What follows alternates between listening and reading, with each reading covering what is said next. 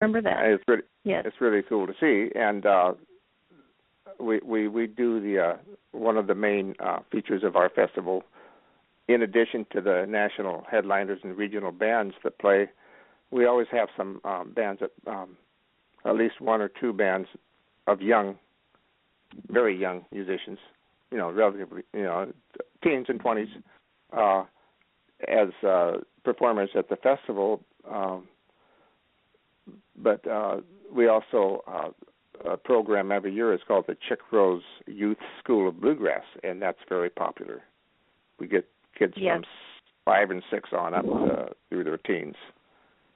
Yes. There was a young man there. I believe he was preteen at the Midwinter Festival, and it was just unbelievable. He really tried to keep up with you guys.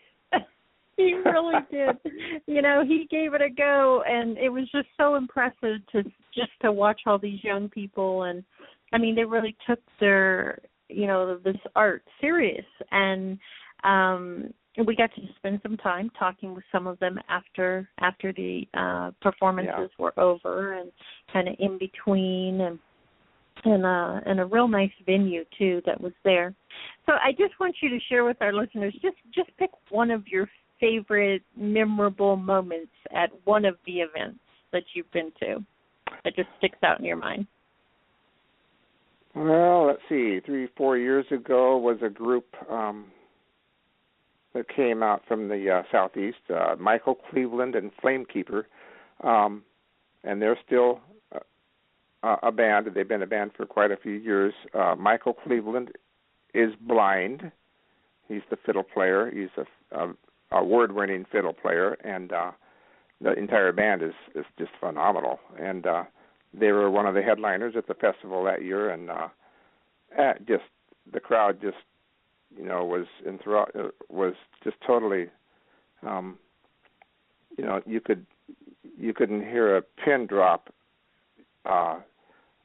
in the crowd when that band was playing, except for the applause between breaks and so on. But that was a really stellar year as far as bringing new people into the bluegrass realm. Every year, new people come to the festival. And I got an email after the festival, and it was from someone who had attended for the first time, and he said on his way back to Portland,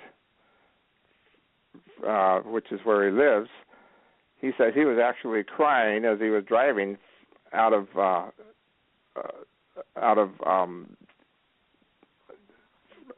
from the fact that that was such an amazing event. He couldn't believe it was over. He couldn't believe how good it was, and he just raved about Michael Cleveland and Flamekeeper, and he just had no clue that the quality in bluegrass was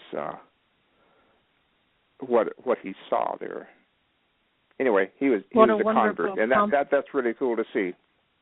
Yeah, no, it's really nice when people share, how much they appreciate all the effort that goes into the event. So you have a really big event coming up here, May 15th through the 17th. This is the Bluegrass from the Forest Festival. Give our listeners, a little bit of preview. What kinds of guests are going to be there this year, and what kind of events are going to take place. Okay. Well, I've got the website up in front of me, and I will kind of go from that. Okay. We have 4 main shows in the Performing Arts Center. On the main stage, there's also another stage, which is the showcase stage, but on the main stage will be 2 national headliners, Audie Blaylock and Redline out of Illinois, and John Reichman and the Jaybirds from Canada. And they're both very top-quality, very well-known bands in the bluegrass world and beyond. And then we have also for 4 regional bands. Runaway Train is the host band every year. Top String is a group of young, super talented musicians from the Tri-Cities and from Gig Harbor. Farm Strong, which is a little kind of on the outside of bluegrass. They have jazz, they have country, etc. They're going to be playing. They're out of Sequim. And the Downtown Mountain Boys from Seattle, which is a very, very excellent group of traditional bluegrass.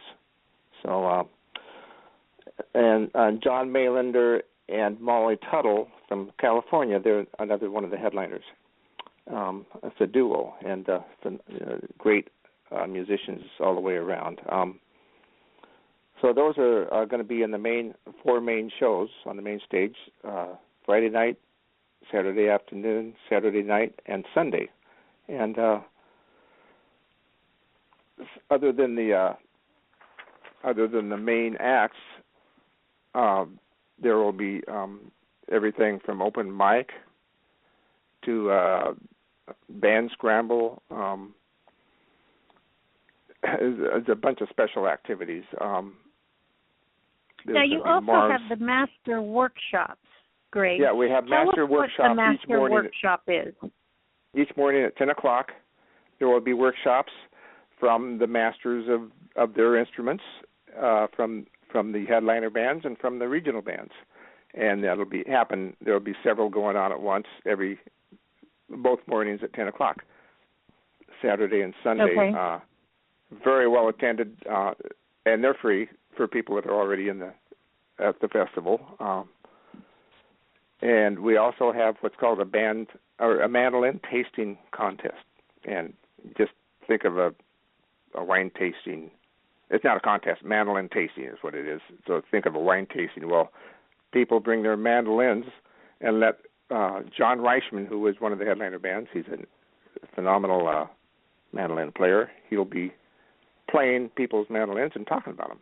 So that's just that, and it's very popular. It's kind of a that's also been done at Wintergrass, which happens every year in Bellevue. So we kind of took the idea from them, but it's a very popular thing to do.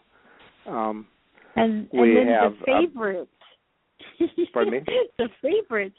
The night jamming around the campground. Oh yeah.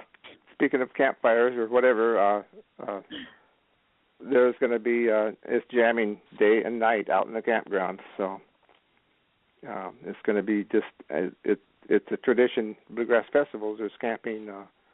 So this festival is a bit different because we have our shows indoors in a very excellent deluxe performing arts center with sound to match the surroundings. But day and night out in the campground, and on Saturday night we're going to have midnight hot dogs out in the parking lot. I have to come. I have to come just for one of those.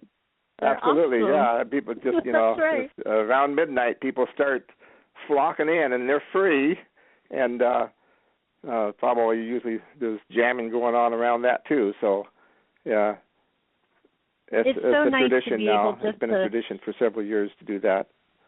Yeah, there's it's kind of nice. Band scramble. Pardon me?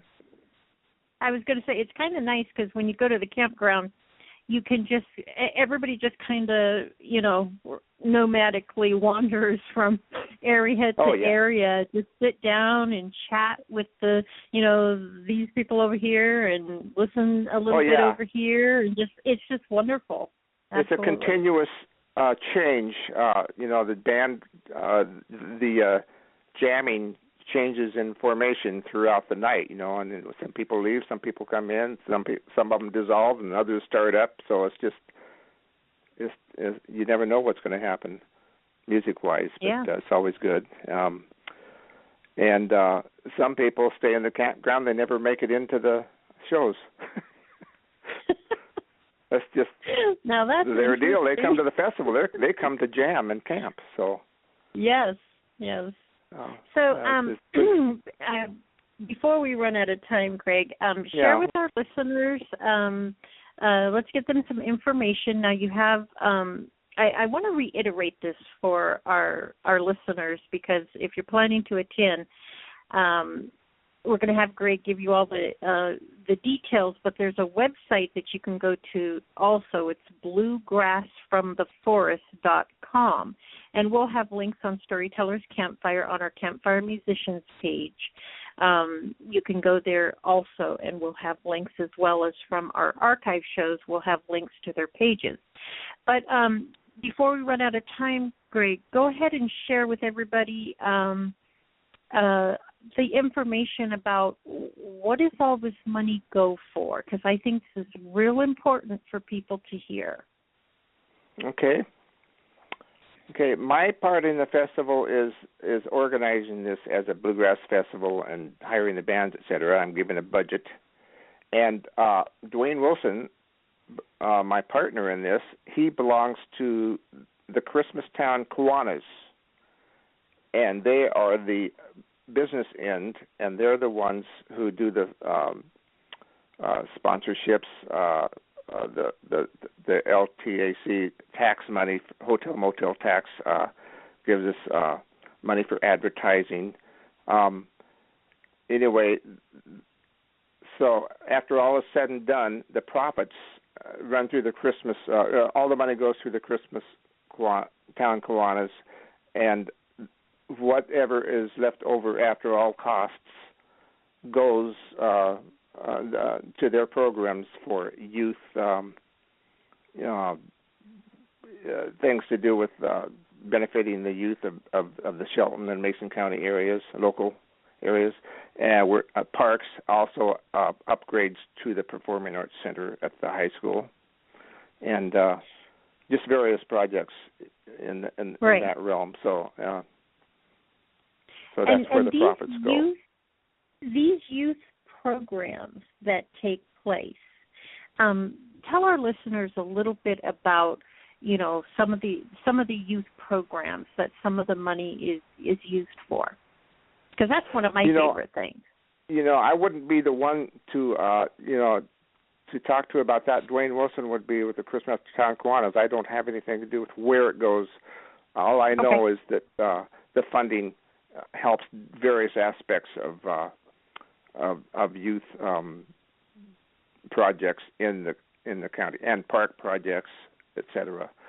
So I guess I wouldn't be an expert on that one. Okay, well that's fine. I really like the fact that some of the funding is used with the children's programs, and even when they're putting the festivals together, they have kids programs as well. It isn't just for adults. Well, that's one thing I wanted to mention is one of the big deals with our festival every year is what's called the Chick Rose School of Bluegrass. And yes. Chick Rose was instrumental in the Northwest on several different festivals and putting together these programs. And he died about 4 years ago, but the show goes on, and in his name, and there are a number of people from Portland and Gig Harbor and parts in between that come and specifically work with the Chick Rose Youth School of Bluegrass. And what it is just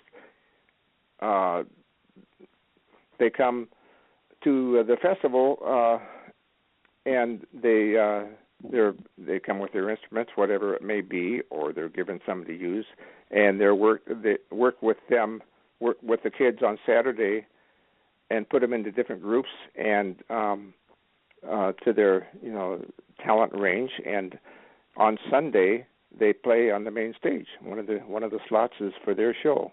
And yes.